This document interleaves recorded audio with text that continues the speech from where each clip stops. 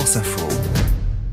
Zéro émission et François Gemène nous rejoint. Bonjour François. Bonjour Benjamin. Et cette semaine, on parle forcément d'agriculture. Forcément. La colère des agriculteurs n'est pas vraiment retombée.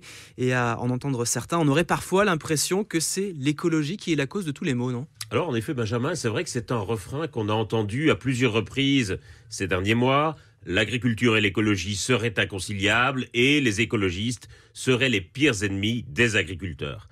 Ce qui, il faut le dire, est quand même un sacré paradoxe, parce que pour pas mal d'écologistes, agriculteurs, c'est la profession d'avenir par excellence. Et pour certains, on ne peut même être écologiste que si l'on travaille la terre directement avec ses mains. Donc, je vous laisse imaginer ce qu'ils pensent de moi. Surtout que vous ne vous aventurez jamais au-delà du périph', c'est bien connu, François. Plus sérieusement, est-ce que c'est justifié ? Est-ce que ce sont vraiment les normes environnementales qui étranglent les agriculteurs ? Alors qu'il y ait sans doute un certain nombre de normes qui soient mal calibrées ou absurdement compliquées, ça c'est indéniable. Pour autant, dans ces diatribes contre l'écologie, il y a aussi, il faut le dire, beaucoup de green blaming, pour reprendre un néologisme récent. Le green blaming, c'est-à-dire ? C'est la tendance qui consiste à construire un épouvantail écologique qui ferait de l'écologie le bouc émissaire de tout ce qui ne va pas. Et c'est évidemment très populiste et malhonnête, parce que le fond du problème des agriculteurs, c'est évidemment leurs bas salaires, qui sont souvent inférieurs au SMIC et qui ne permettent pas à beaucoup de vivre dignement de leur activité. Et c'est ça qui fait que la profession se meurt peu à peu, puisque sur les 50 dernières années, la France a perdu plus de 75% de ses fermes. Alors, tout le monde sera d'accord pour dire que les agriculteurs doivent être mieux rémunérés, mais comment faire concrètement ? Alors c'est là que ça devient compliqué, évidemment, parce qu'il faudrait non seulement payer les produits agricoles à leur juste prix, mais également mieux répartir la valeur, notamment en réduisant les marges des distributeurs.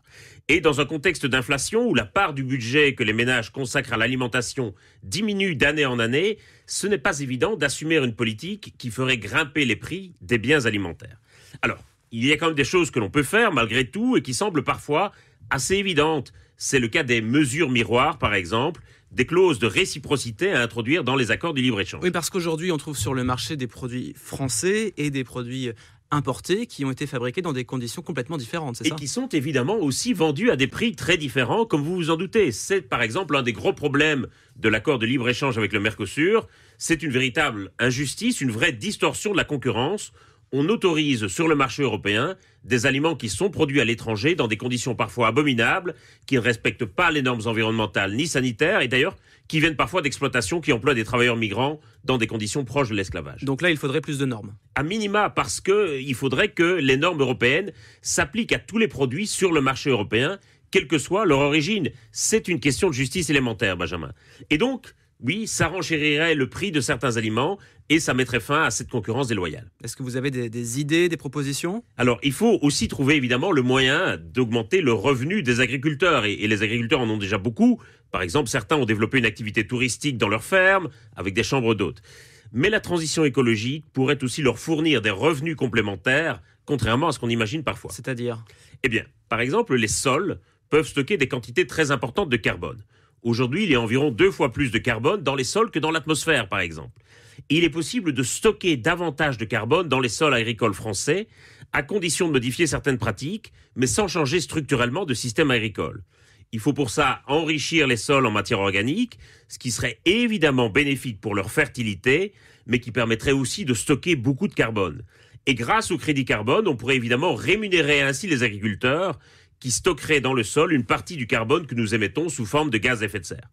Et c'est pas tout. Il est également possible de placer des panneaux photovoltaïques sur certaines parcelles. C'est ce qu'on appelle l'agrivoltaïsme, qui permet à certaines cultures de mieux résister aux hausses de température et qui permet à l'agriculteur de produire aussi de l'électricité qu'il pourra ensuite revendre sur le réseau. Ça veut dire, Benjamin, que l'agriculture pourrait devenir demain un des piliers de la lutte contre le changement climatique.